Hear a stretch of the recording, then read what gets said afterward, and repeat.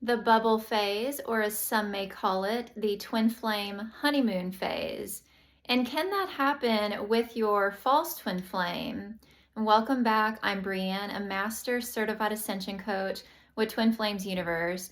And yesterday I had a client ask me about the bubble phase or the honeymoon phase that twin flames often experience in the beginning of their journey, and really just asking for clarity, like, why does that happen? And I thought, well, this is a perfect topic to share with all of you why this happens, why some of us experience it, why some don't, and can it happen with a twin and a false and a true twin flame? I'm going to provide all the clarity that I can based off of my own experiences and everything that I've learned throughout my own personal journey and what I have seen in others experience in their journeys. All right, so I'm going to share a little bit about my experience. I did experience the honeymoon bubble phase in the very beginning of my journey. It was in 2016, and I woke up to the twin flame journey. I had no idea what twin flames were. The furthest that my consciousness understood about a one true love was a soulmate. And so I was actually in a relationship with a soulmate at the time. And then I woke up to this profound connection and deep, feelings that I was having for someone else. And, all of these number synchronicities began. I started seeing all of these signs, all of these magical experiences, right? If you've experienced it, you know exactly what I'm talking about. These deep, intense feelings, these romantic feelings. It's just on a whole other level compared to anything that you've ever experienced before. And so as I was making my way out of my current relationship, because it was already on the coming to an end, and I started to pursue my twin flame journey, that bubble phase for me lasted for about, I'm going to say 2 weeks to maybe a month, where everything just felt, so beautiful and so divine. And there was just such a deep connection between me and this person.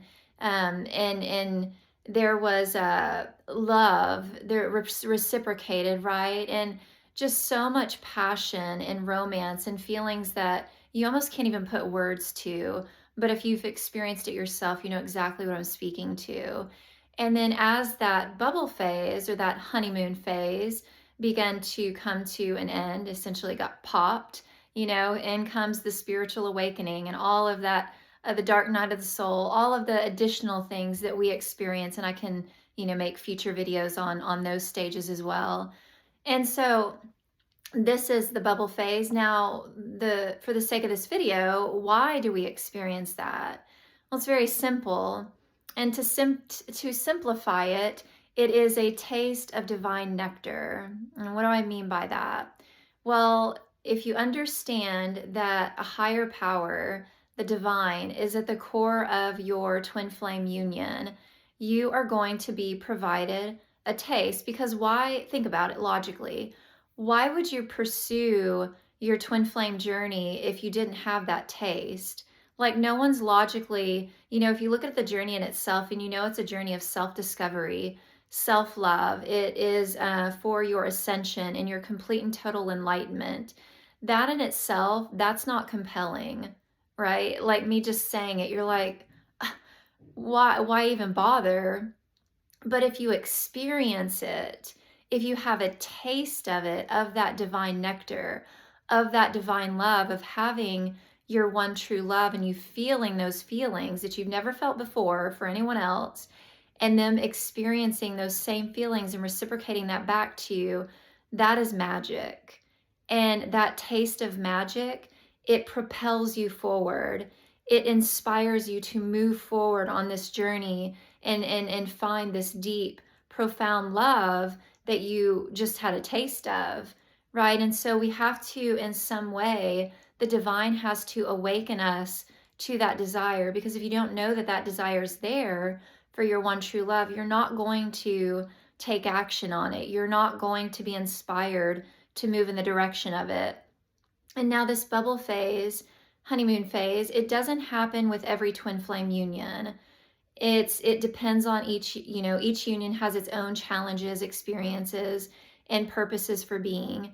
I did experience it because my heart needed to be awakened. I was incredibly deep in separation and very much asleep. Like, going for, further back in my journey, I was one of those people that thought like tarot cards, oracle cards, crystals, any of that, any psychic stuff, I thought it was all of the devil, right? Like, that's where I come from. I was very closed off to all of that stuff.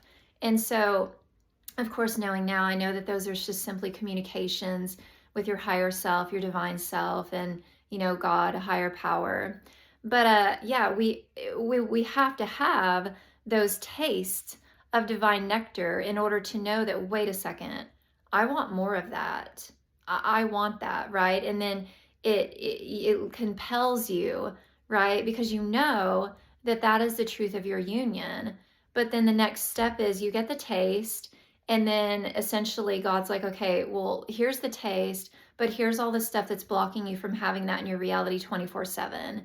And that's where all of the upsets and the triggers and the traumas start to arise in your consciousness. So it doesn't mean that you lost that. This is another myth or wrong thinking, or it's a misbelief, right? Is you didn't lose it, but you were provided an experience and a taste of what you're moving into.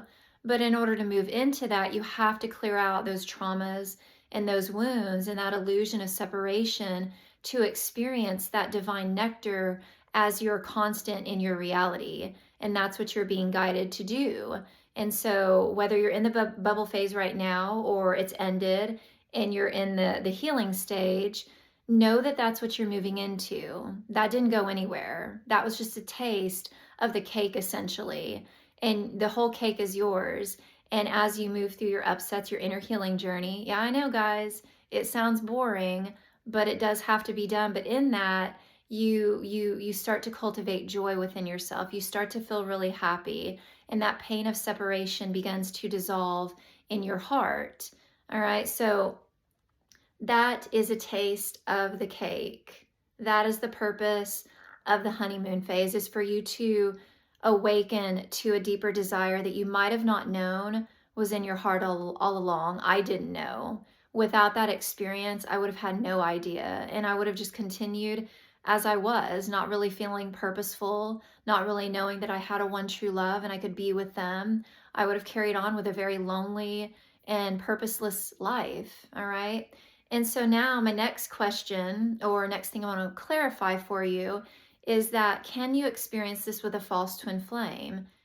Yes. And the reason I say that is because I did. My awakening happened with a false twin flame. My honeymoon phase, bubble phase, I keep coining it that because some people call it different things. Mine happened with a false twin flame. And there are others, my peers, other, fellow coaches, they have also experienced the same. Not everyone, all right? Not everyone, everyone's journey is unique, okay?